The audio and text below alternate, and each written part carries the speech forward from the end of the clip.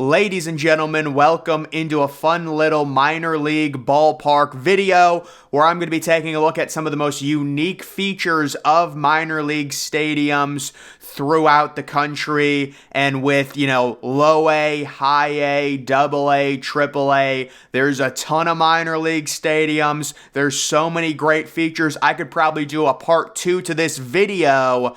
But let's just get right into it, taking a look at Dr. Pepper Ballpark in Frisco, Texas. And guys, there's actually two crazy things about it. So number one, the entrance. It looks like, you know what like that facade reminds me of? It reminds me of when I was younger, we went on a vacation. It's like every white family goes to Myrtle Beach or wherever in South Carolina, I think somewhere. And they always you would go on the docks in South Carolina and you would see the facade in shops and you would go around and you'd shop. That's the stadium entrance. So it's so unique and you can see the facade right behind home plate. There's suites and restaurants connected to the stadium of Dr. Pepper Ballpark. But of course, the thing that I was familiar with was the lazy river that they recently built out in right field. So, you know what? I just think they said, it's a minor league ballpark. YOLO, who cares? We're going to put a lazy river right out beyond the right field wall.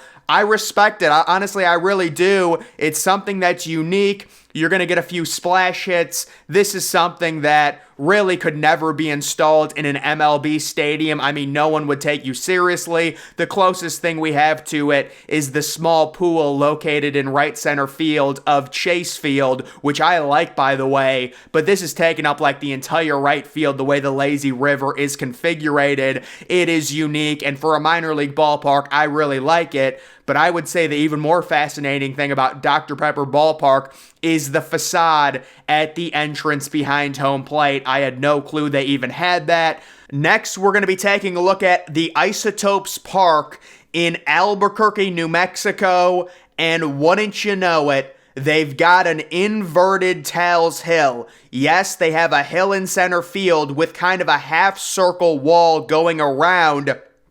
Dead center is 400 feet, left center is 428, right center is 428, so that is insanely deep, and they do have a hill going all the way around this center field, very similar to what Tal's Hill was in Houston, but it's kind of like Tal's Hill on steroids. And then it does look like they've got some very nice landscaping going on there beyond center field with the batter's eye. They've got some shrubs planted. They've got some trees. Could you imagine if they added a little waterfall in the back? That would really complete the batter's eye out there. But yeah, isn't that crazy? It was literally the second minor league stadium I found. I searched minor league unique features and I find an inverted version of Tal's Hill. I'm like, oh, so this is going to be a good video. How does that even exist? But no, it is pretty cool that they did something like that. And you can just see the overall stadium. I mean, you do also have a really nice view of the mountains there in New Mexico, kind of looking beyond center field and right field. You've got kind of a shrubbery area in right field. You really don't have much in left field. It's just the bullpens. It's your typical minor league park. It doesn't seat many people. You also kind of have an interesting 3-section grandstand down the third base line, it looks like. So that's a unique aspect of it there. Next, it is Fluor Field in Greenville, South Carolina.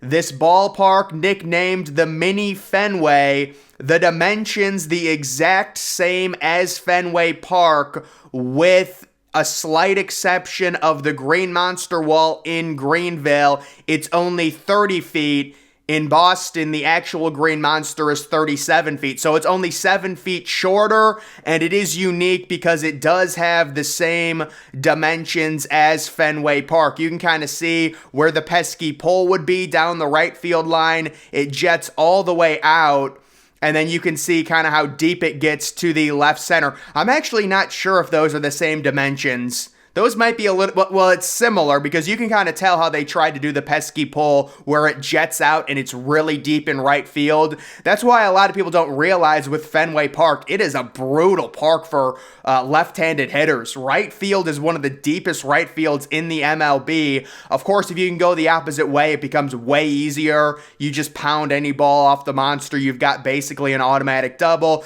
And then one of the other unique aspects you see a lot of times with minor league parks is kind of like apartment buildings or, college dorms kind of overlooking the stadium, and you get that in left field above the mini green monster in Greenville there.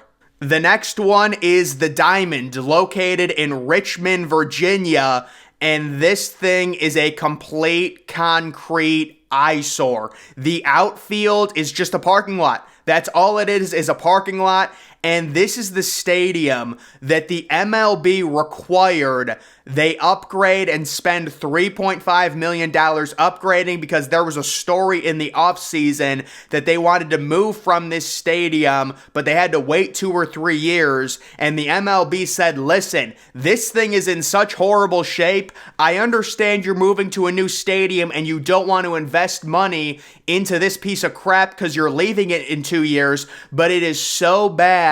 We're going to force you to spend $3.5 million in stadium upgrades. That's how bad this stadium is. And when I looked up unique stadiums, this was on the list, and they said basically it is a disgusting concrete slab. You take a look at it from behind when you're walking into it. I mean, this looks like one of those really low-tier Division I college football stadiums like UL Monroe's old stadium that they had. I think they got a renovation. I don't want to take shots at UL Monroe, but they had a really bad stadium if I remember correctly. So, yeah, this thing is a complete eyesore, and it's just going to be on the list because it's funny. It kind of has like a bigger tier section of seating, but there's like advertisements on the top. I mean, and then just no outfield. I mean, the outfield is a parking lot. And I say that literally. It's a parking lot. That's all it is. Next, it is First Horizon Park in Nashville, Tennessee. And how about this? This team name is the Nashville Sound. And that's actually what I recommended if Nashville gets an MLB expansion team. I want them to be called the Nashville Sound. But apparently the minor league team is called that. I did not know that. I swear to you, I did not know that. But the most unique thing about this park, it has to be the guitar-shaped scoreboard, which they had an older version of it. And recently they've upgraded it.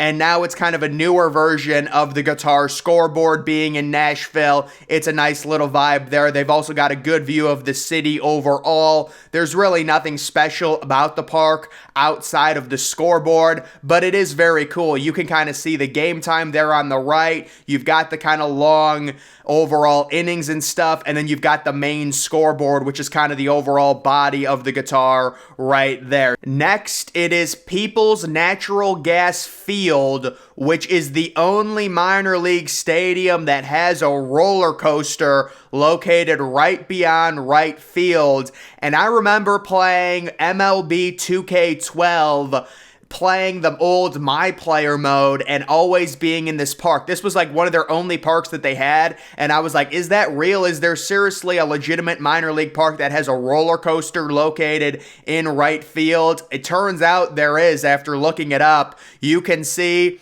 certainly it's unique. I wonder if the roller coaster runs during games. Maybe someone got nailed by a home run ball. They had to maybe get a lawsuit or something in there. But either way, that's definitely cool to see. A roller coaster, something that you'll never see in the MLB, located literally right next to the overall stadium. That is the Pittsburgh Pirates AA affiliate. Really nothing going on looking at this ballpark. In left field, just got a few seats, and then looks like some grass that you can lay on. That's kind of normal when it comes to minor league stadium. And then we've got this MCU Park. This is the New York Mets Single A affiliate, and they've got an entire amusement park located just outside the stadium. That is sweet. You can actually see the water there as well. So that is a pretty cool view just looking at that, especially if you're going to a minor league game. And this is Brett Brown Ballpark. This is the Angels Rookie League affiliate. You can see, obviously, the unbelievable view of the mountains located beyond left field. Probably the best mountain range view of any MLB or minor league, stadium that we have. That's really impressive. Kind of reminds me a little bit of the Rose Bowl.